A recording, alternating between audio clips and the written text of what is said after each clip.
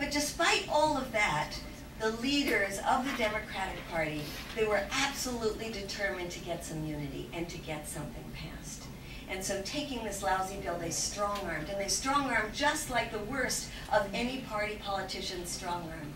They strong-arm people about, do you want to continue having your seat on the committee? And they strong-arm people with the carrots as well. The money for the spinach, the money for the milk subsidies, and the money for poor Katrina. I mean, people have suffered so much, they always stick the money for Katrina in there to get people to vote for it.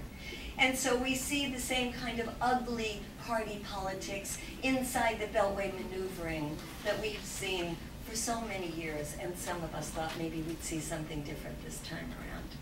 So where is the silver lining on this? The silver lining in all of this is, one, that hopefully, according to the Democrats, the way the media is going to portray this is that there is unity in the Democratic Party to repudiate Bush's war.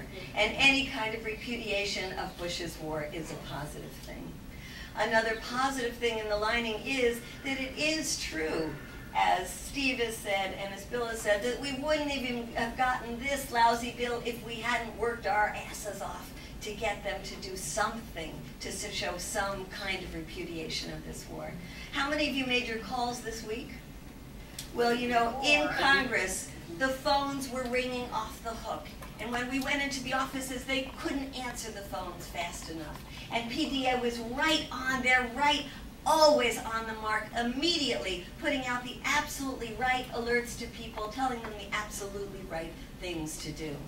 And when our movement got broken by MoveOn doing that extremely manipulative kind of poll, to then come out and say that 85% of its people supported this bill, PDA was there right away to say that is not the sentiment of the peace movement, that is manipulation.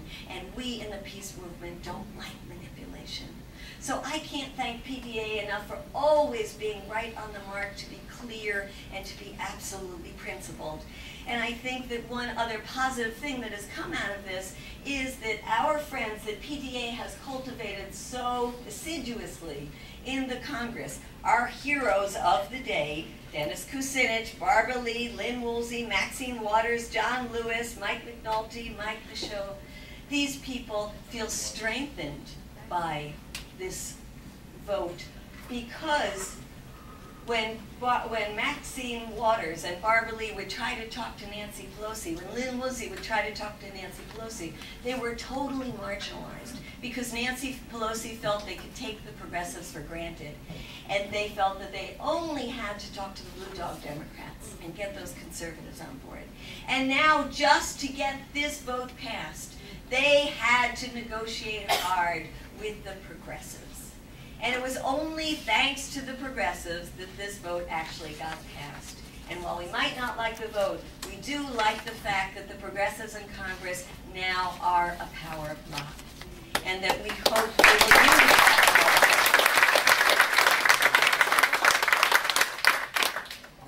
So, where do we go from here? Well, they have told us that the non-binding resolution on the surge was the first step. That this vote today was a second step. Guess what? We are ready for a lot more steps. We are ready to start the race. We're ready to start running. And we got a lot of running to do. So where do we go? Impeachment. What are you talking about? A power block of 8 people. What do you mean? Well, if you We'll get wait into just this 2 more discussion. minutes, we are going to stay, and people will stay. We expect a wide-ranging conversation. But let her wrap it up. You guys have been really patient, Right, especially given what you've been. Off the wall. I want to hear what you're So where are the next moves? In the very short term, we have the Senate. And the Senate, we have to push hard that they get the best thing out of the Senate that we can get.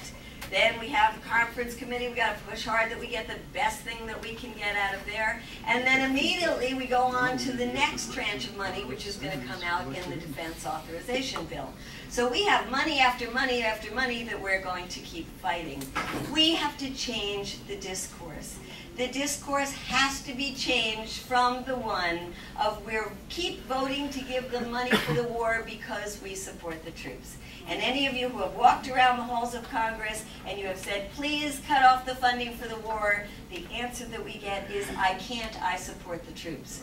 And that's why that vision that we have of Ann and Cindy and Tina and Kay and these people being brought up to Congress to say, with Iraq veterans against the war, you want to support the troops, you cut the funding for the war, you fully deploy their you fully fund their withdrawal, you bring them back safely, and that is the best way that you can support the troops.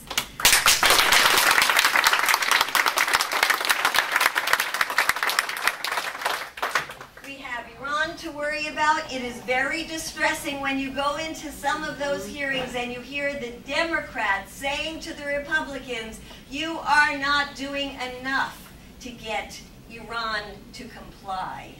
When you get the Democrats saying, you have to impose stronger sanctions, just like we heard this week with their chart saying there's $126 billion of sanctionable activity, economic activity, and you, the State Department, have to do more to twist the arms of our friends around the world to cut off their economic ties with Iran.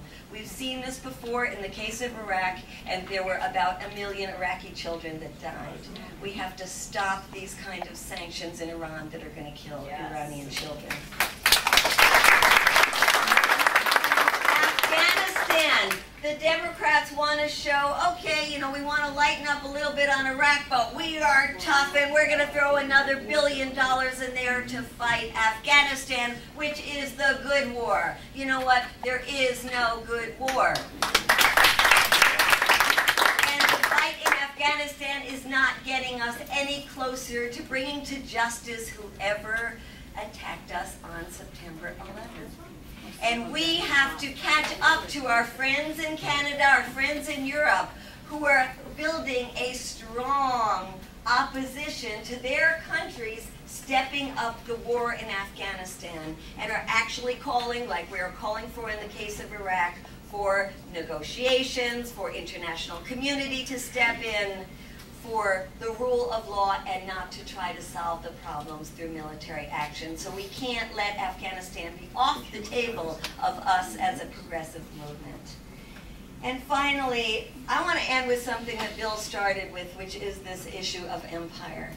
Because this really is about an issue of empire. And when you weave together everything that's been talked about on this panel, we have the fact that we don't have universal health care because our money is going to build and spread this empire overseas. That we have these policies of economic domination that go hand in glove with military policies of invading other countries.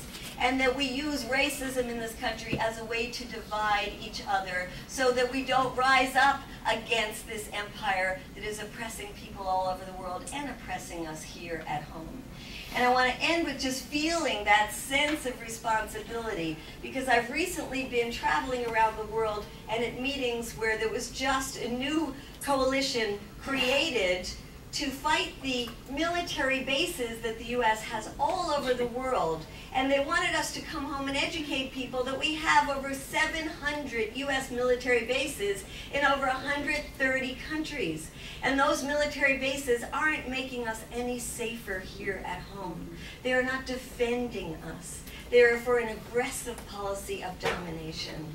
And so as we do this work, let's look at it in this larger picture, and let's feel that we are part of this historic movement, that empires do come and empires do go, and that as we do our work from the inside, we're in alliance with people on the outside that want to see this empire crumble in a way that hurts as few people as possible, and that to do that, they need our help as well. And so let's work not only from the inside and outside of the Democratic Party, but let's work from the inside and the outside of the empire, so that we can one day live not in an empire, but in a democracy that respects the rights of all other nations.